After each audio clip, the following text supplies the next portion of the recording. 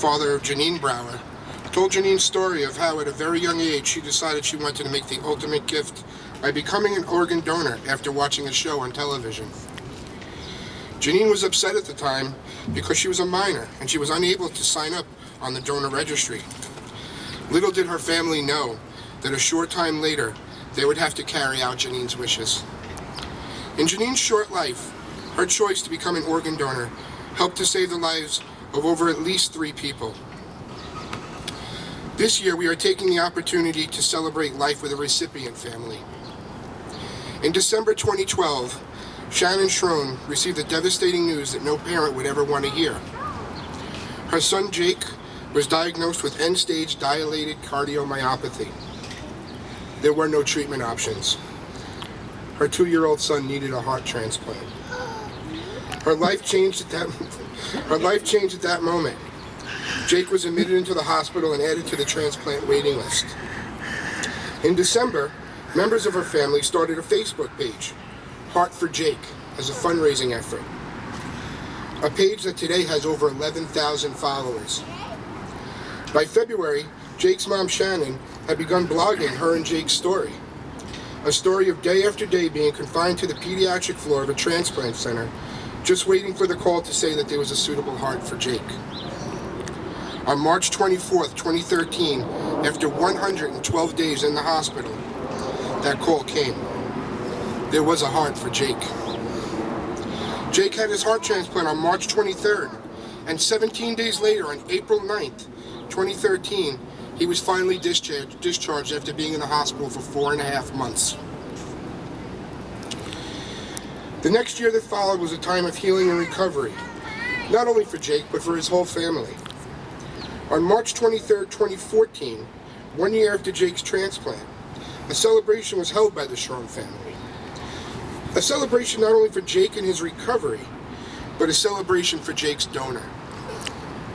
Since that time, Shannon has used Jake's Facebook page not only to share Jake's progress, but to also promote the concept of giving the gift of life. It is my honor to introduce Jake Schroen. Here, Jake.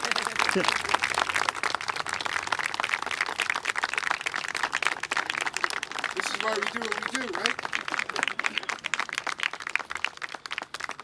Jake's mom, Shannon, would like to share some thoughts with us.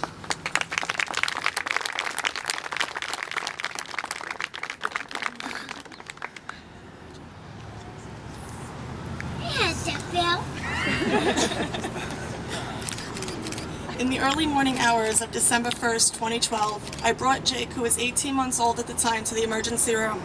At that time, I had no idea that our entire world was about to be totally turned upside down. For weeks, Jake hadn't been himself, and the doctor attributed it to the teething and/or persistent stomach virus.